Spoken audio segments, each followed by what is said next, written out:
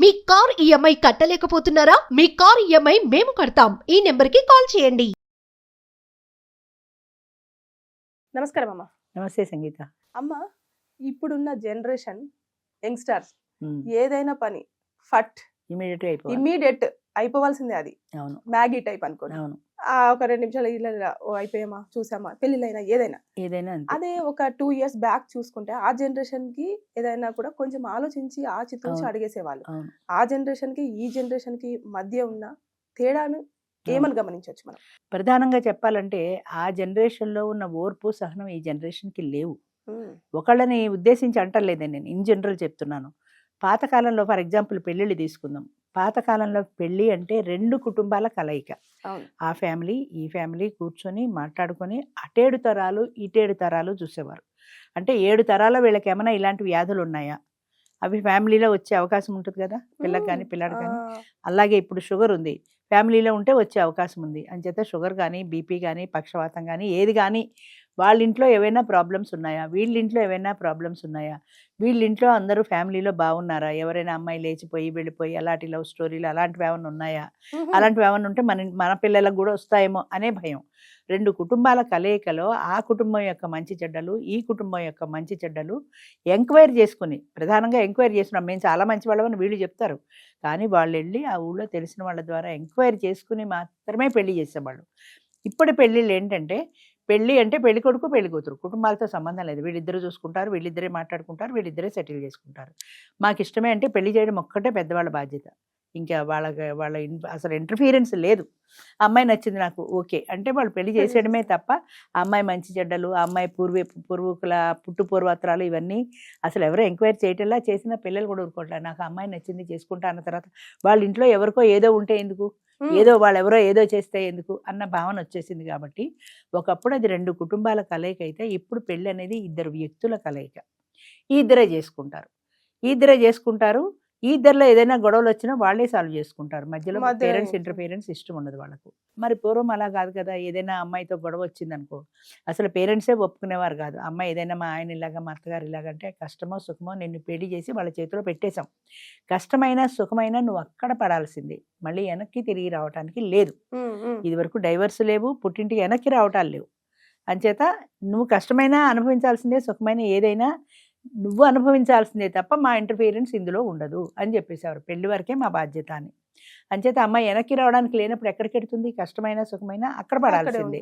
అంచేత ఏదో కొన్నాళ్ళకి అలాగే సర్దుబాటు చేసుకునేవారు తప్ప ఎదురు తిరిగి సమాధానం చెప్పడం తెలియదు, వెనక్కి వెళ్తే సపోర్ట్ లేదు, విడాకులు అసలే లేవు. ఒకప్పుడు విడాకులు లేవు కదా మన దేశంలో. అంచేత ఇది భరించడమే ఆడదానికి తెలుసు.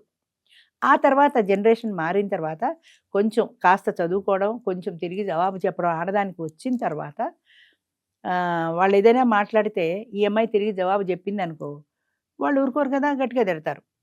నా ఇష్టం నేను వెళ్ళిపోతాను అనే పరిస్థితి లేదు ఇదివరకు. అంచేత అడ్జస్ట్మెంట్ అనేది సహజంగా వచ్చింది. ఇక వాళ్ళకి పిల్లలు పుట్టారనుకో, పిల్లలు అమ్మ కొత్త లాగు చొక్కా కావాలని ఏదో అడుగుతారు. సంక్రాంతి పండుగ వస్తుంది నాయన, పండగకి కొంటానులే అంటే వీళ్ళు సంక్రాంతి కోసం ఎదురు చూడడమే తెలుసు. కానీ నాకు ఇప్పుడు ఎందుకు కొను అనే సమస్య లేదు. ఇప్పుడేంటి ఎన్ని మాల్స్ ఉన్నాయి, వాడు వెళ్ళిపోతాడు, కొనేసుకుంటాడు, వచ్చేస్తాడు, లేదా ఆన్లైన్లో ఆర్డర్ ఇచ్చుకుంటాడు, వచ్చేస్తాయి. ఏదైనా సరే రెడీమేడ్ అనేది చాయిస్లు ఉన్నాయి ఎక్కువ. ఇప్పుడు బట్టలకు కానీ తిండికి కానీ దేనికి కానీ చాయిస్లు ఉన్నాయి. నాకు ఇప్పుడు అదేదో తినాలనుంది అంటాడు, అది ఇంట్లో చేయడం టైం పడుతుంది, నేను బొబ్బట్లు చేస్తా, పూరీ చేస్తా, తర్వాత పండక్కి చేస్తా అంటే ఆగరు. స్వీట్ షాప్కి వెళ్ళి ఆర్డర్ ఇచ్చేసుకుంటారు. అసలు ఆన్లైన్లో ఆర్డర్ ఇచ్చేస్తే ఇంటి స్విగ్గీలో వచ్చేస్తుంది. దేనికైనా సరే నీకు చాయిస్ ఎప్పుడైతే వచ్చిందో మనుషులకు అవకాశాలు అప్పుడే పెరిగాయి. నువ్వు చేసేదాకా బొబ్బట్లు ఎవరు ఆగుతారు, సంక్రాంతి దాకా నేను స్విగ్గీలో ఆర్డర్ ఇచ్చేసుకుంటా. అలాగే ఏదైనా సరే చాయిస్ పెరిగిన కొద్దీ మనుషుల ఓర్పు కూడా తగ్గిపోతూ వచ్చింది. నేను సంక్రాంతికే తింటాలే అని ఓర్చుకునే శక్తి లేదు. ఇప్పుడు స్విగ్గీకి ఆర్డర్ ఇస్తే నేను ఇప్పుడు తినాలనుకుంటే ఇప్పుడు నువ్వెప్పుడో సంక్రాంతికి వండుతావేంటి అన్న క్వశ్చన్ రేజ్ అయింది. సంక్రాంతి ఎప్పుడు వస్తుందని ఎదురు చూడడం పోయి నాకు ఇప్పుడు తినాలనుంది, నేను స్విగ్గీ కార్డు తీసుకుని ఇప్పుడే తెప్పిస్తా, ఇప్పుడే తినేస్తా, బస్ అయిపోయింది. దానికోసం సంక్రాంతి దాకా ఆగడం ఎందుకు? చాయిస్ ఎప్పుడైతే వచ్చిందో మనుషులకు ఇది కావాల్సింది తీర్చుకునే అవకాశం దొరికింది. ఏదైనా అంతే, పెళ్ళైనా అంతే. నాకు అమ్మాయి నచ్చింది, ఆన్లైన్లో ఫేస్బుక్లో పరిచయం అయింది, నేను పెళ్లి చేసుకోవాలనుకుంటున్నా, మీకు ఇష్టమైతే పెళ్లికి రండి, కష్టమైతే మానేయండి, మేము చేసుకుంటాం అంతే. పేరెంట్స్ ఇన్వాల్వ్ అయ్యి మనము తెలుసుకుందాం, ఈ వివరాలు ఏమన్నా కనుక్కుందాం అంటే ఏమీ లేదు, ఏమి అసలు పేరెంట్స్ ఇన్వాల్వ్మెంటే లేదు. మీకు అనవసరం, పెళ్లి నాకు సంబంధించిన విషయం. పెళ్ళి అంటే ఫ్యామిలీలో ఒకప్పుడు, ఇప్పుడు వ్యక్తిగతం. అది పెళ్ళి నేను చేసుకుంటున్నా, నాకు ఇష్టమైంది. మీ పూర్వాపరాలు వ్యక్తించాల్సిన అవసరం లేదు, మీరు ఎంక్వైరీ చేయాల్సిన అవసరం అంతకంటే లేదు. నాకు ఇష్టమైంది నేను చేసుకుంటున్నా. ఒరే అలా కాదురా, వాళ్ళ ఫ్యామిలీలో ఇది ఉందిరా, ఏదో తెలిసిందిరా అంటే నేను భరిస్తా. నాకు ఇష్టమైంది కదా, ఏమున్నా నేను భరిస్తా. నాకు ఇష్టమైనప్పుడు మీకేంటి అభ్యంతరం? వాళ్ళ ఫ్యామిలీలో షుగర్ ఉందిరా, నేను భరిస్తా, ఈ రోజుల్లో ట్యాబ్లెట్ వేసుకుంటే పోతుంది. అంత చిన్న విషయానికి నాకు ఇష్టమైన అమ్మాయిని నేను ఎందుకు పోగొట్టుకోవాలి? మీరు ఎక్కడో అంతల బొంతల చుట్టాల్లో ఎవరో అమ్మాయి చాలా బాగుంది, బుద్ధిమంతురాలు, 5 క్లాసులు చదివిందంటే నేను చేసుకోవడానికి సిద్ధంగా లేను కదా. నా ఇష్టం ప్రధానం ఇక్కడ. అంచేత కుటుంబాల కలయిక కంటే వ్యక్తుల కలయికకు ప్రాధాన్యత ఎప్పుడైతే వచ్చిందో అప్పుడే పెళ్ళి అనే దాంట్లో పేరెంట్స్ ఇంటర్ఫిరెన్స్ తగ్గిపోయింది. వీళ్ళు అన్న వాళ్ళని చేస్తారా, మీరు మర్యాదగా రండి చేయండి, లేదంటే మేము ఇద్దరం రిజిస్టర్ మ్యారేజ్ చేసుకుంటాం, మా ఇష్టం అంతే అనే చాయిస్ పెరిగిపోయింది. ధైర్యం చేసి జవాబు చెప్పగలిగిన స్థాయికి వచ్చారు. ఇదివరకు పెళ్ళి అంటే పెళ్లి కూతురు 15-16 ఏళ్ళు మహా అయితే, ఎక్కువ 15-16 ఏళ్ళ పిల్లని అడిగితే అది ఇలా ఊపిందో కూడా తెలియకుండా ఊపడమే తప్ప ఈ పెళ్ళి నాకు వద్దు, ఆ పిల్ల నాకు నచ్చలేదన్న చాయిస్ లేదు కదా ఆడదానికి. ఇప్పుడు చాయిస్ వచ్చింది, అప్పట్లో లేదు. ఇలా ఊపినా నీ పెళ్ళి డిసైడ్ చేసావమ్మా, 16వ తారీఖు పెళ్ళి అంటే ఇలా అనవలసింది, పెళ్ళి అయిపోవలసింది అంతే తప్ప ఒక ఇండివిజువాలిటీ కానీ వాళ్ళ అభిప్రాయాలకి ప్రాధాన్యత కానీ లేదు ఒకప్పుడు. అది మంచో చెడ్డో తెలీదు, ఒకప్పుడు అలాగే గడిచింది. వాళ్ళు అలాగే భరించారు, ఓర్పుతో సహనంతో, కొట్టుకున్నా తిట్టుకున్నా అలాగే సంసారాలు చేశారు, అలాగే చివరి క్షణం దాకా ఉన్నారు. ఆల్టర్నేట్ లేదు. ఇప్పుడు డైవర్స్ వచ్చేసి మరి ఇంతే ఫాస్ట్ గా పేరెంట్స్ ని ఒప్పించేసి పెళ్లి చేసేసుకున్న పర్సన్స్ మరి కలిసి ఉంటున్నారంటే అది కూడా లేదు. లేదు ఎంచేత వీళ్ళకి ఓర్పు సహనం లేవు కదా, ఇద్దరికీ లేవు కదా. ఇద్దరు ఉద్యోగాలు చేస్తున్నారు, ఇద్దరు సంపాదించుకుంటున్నారు. తమలపాకుతో నువ్వు ఒకటంటే తలుపు చెక్కతో నేరెండంట అన్నట్టు, నువ్వు ఒకటంటే నేరెండంట, నేనెందుకు ఊరుకోవాలి? ఇప్పుడు ఇద్దరు ఆఫీస్ నుంచి వస్తారు, ఈయన ఏదో చేయమంటాడు, ఆవిడ నా ఓపిక లేదు, నేను కూడా లేట్గా వచ్చానంటుంది. ఇష్టమైతే ఇద్దరు బయట హోటల్కి వెళ్తారు, లేదా స్విగ్గీకి ఆర్డర్ ఇచ్చుకుంటారు. కాదు నువ్వే చేయాలంటే గొడవ ఎక్కడ? నేను చేయను, ఇష్టమైతే ఉండు, కష్టమైతే వెళ్ళిపోతా. ఉమెన్స్ హాస్టల్లో ఉంటాను, నా సంపాదన నేను సంపాదించుకుంటున్నాను, నీ లెక్క ఏంటి? నాకు మగవాడు తగ్గి ఉండాల్సిందే, ఉండకపోతే ఆడది ఉండదు అంతే అనే అంటే అది ప్రపంచంలో వచ్చిన మార్పు, ఒక వ్యక్తిలో కాదు సామాజికంగా వచ్చిన మార్పు. అది సమాజంలో అందరూ అలాగే ఉంటున్నారు, అందరూ అలాగే చేస్తున్నారు. ఒక చోట ఎక్కడో చదివాను, ఫారిన్లో ఏదో కంపెనీలో ఒక ఇండియన్ వెళ్ళాడు, ఫారిన్లో ఉద్యోగం చేస్తున్నాడు, ఫారినర్ కూడా అక్కడ అదే ఆఫీస్లో ఉద్యోగం చేస్తున్నాడు. ఒక రోజున జనం ఎక్కువయ్యారని వాళ్ళు ఇద్దరిని తీసేశారు, ఈ ఫారినర్ని ఈ ఇండియన్ని. తీసేసిన వాళ్ళలో వీళ్ళిద్దరు ఉన్నారు. సరే పాప నెత్తిని చేయట్టుకొని కూర్చున్నాడు ఇండియన్, అయ్యో ఉద్యోగం పోయింది అని.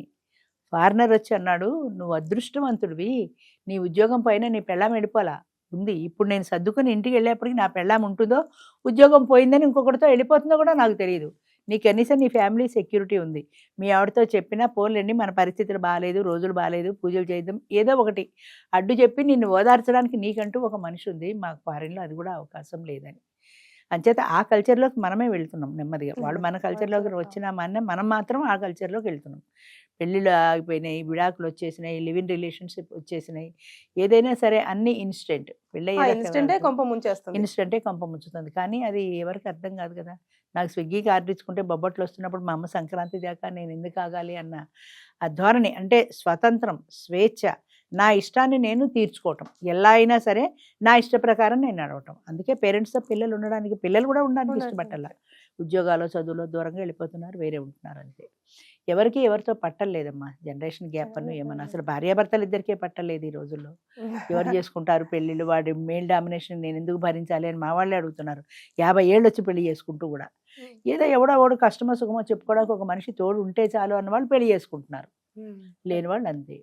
ఒక ఆయన చెప్పట, పెళ్లి చేసుకుంటే నా పిల్లలు ఫారిన్లో ఉంటారు, అప్పుడప్పుడు వస్తుంటారు, వాళ్ళని నువ్వే చూసుకోవాలి అన్నాడు. మనవడు మనవరాలు పిల్లలు ఎప్పుడే సెలవులకి ఏడాదికి ఒకసారి వస్తారు, వచ్చినప్పుడు 1 నెలలు ఉంటారు. ఆ నెలలలో ఒక 15 రోజులు ఇక్కడ ఉంటే 15 రోజులు అవతల పార్టీ తరఫుకు కూడా వెళ్తారు కదా, 15 రోజులు ఉంటారు కాబట్టి వాళ్ళు నువ్వు జాగ్రత్తగా చూసుకోవాలంటే ఆవిడ వెంటనే అడిగిందంటే నేనేమైనా ఆయానా నీ పిల్లల్ని చూసుకోవడానికి అని అడిగింది. నాకేంటి అవసరం నీ పిల్లల్ని చూసుకోవడానికి అంటే, వాళ్ళు ఎవరు? ఎంతసేపు నువ్వే నాకు పరిమితం, నా భర్త నాకే సొంతం, నీ పిల్లలతో నాకు సంబంధం లేదు, నీ మనవాళ్ళతో నాకు సంబంధం లేదు అనుకుంటే గడవదు కదా. 25 ఏళ్ల పెళ్లి కాదు, వాడేమి ఇండివిజువల్ మనిషి కాదు, వాడికంటూ ఒక ఫ్యామిలీ ఉంది. ఆ ఫ్యామిలీ, వాడి పిల్లలు, వాళ్ళ మనవరాళ్ళు, వాళ్ళ మనవరాళ్ళు అందరూ ఉన్నారు.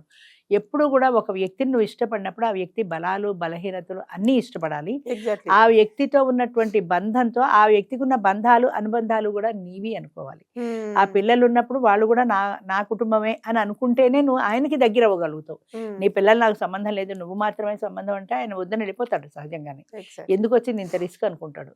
లేదా ఒకవేళ చేసుకున్నాక తేడా వస్తే, నీ పిల్లలు నేను ఇంటికి వస్తే ఒప్పుకోనంటే ఆయన పిల్లలు ఎలా రమ్మని పిలవగలుగుతాడు? వచ్చిన ఈవిడ మొహం మార్చి కూర్చుంటే వాళ్ళకి హ్యాపీగా ఉండదు. వద్దులే నాన్న మేము వెళ్ళిపోతాను, ఆటోమేటిక్గా వెళ్ళిపోతారు. ఆయన మనసు బాధపడుతుంది. ఆయన మనసు బాధపడితే నీతో ఎలా సంతోషంగా ఉండగలడు ఆయన?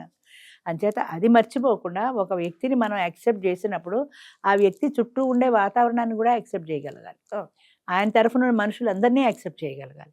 ఆయన ఫ్రెండ్స్ని యాక్సెప్ట్ చేయగలగాలి. ఎప్పుడైనా ఫ్రెండ్ వస్తే కప్పు కాఫీ ఇమ్మంటే నేను నీకే కానీ నీ వాళ్ళందరికీ ఇస్తానా అంటే అవ్వదు కదా. అంచేత ఇలాంటి అంతరాలు చిన్న చిన్న విషయాలు ఇవి, చాలా సిల్లీ థింగ్స్. ఇలాంటి వాటిల్లో కూడా యాక్సెప్ట్ చేయలేకపోతే 50 ఏళ్ళకి పెళ్లి చేసుకున్నా గొడవలే వస్తాయి. అండర్స్టాండింగ్ ఉండాలి, అడ్జస్ట్మెంట్ ఉండాలి తప్పనిసరిగా. అన్నీ ఉండాలి. ఓర్పు Patience, సహనం ప్రధానంగా ఉండాలి. ఓర్పు సహనం ప్రధానంగా సో ఉండాలి. ఇన్స్టెంట్ అనేది తగ్గించేసి కొంచెం లెందిగా ఆలోచించేసి అంతే. రిలేషన్షిప్స్ అంతేనే. ఎక్కువ రోజులు ఇప్పుడు ఉండాలి అంటే ఇన్స్టెంట్ లో స్విగ్గీకి ఆర్డర్ ఇచ్చుకుంటావు, హెల్త్ పాడవుతుందని పేపర్లలో మొత్తుకుంటున్నారు. ఆయన అలా వినం కదా. బయట ఫుడ్ తినకండి అని. అదైనా ఉండాలి కదా, కొంచెం ఆ జాగ్రత్త అయినా ఉండాలి కదా. మన హెల్త్ మనం కాపాడుకోవడానికి, ఎవరి కోసమో కాదు కదా. అవును. అది ఉంటే స్వేచ్ఛగా ఉంటారు, హెల్దీగా ఉంటారు, ఆనందంగా ఉంటారు. అట్లాగే ఇది కూడా మనం అంతే. ఎంత జాగ్రత్త తీసుకుంటే అంత అంత మంచిది. మంచిది. అంతే. Right. అంతేనమ్మా. నమస్తే. Thank you.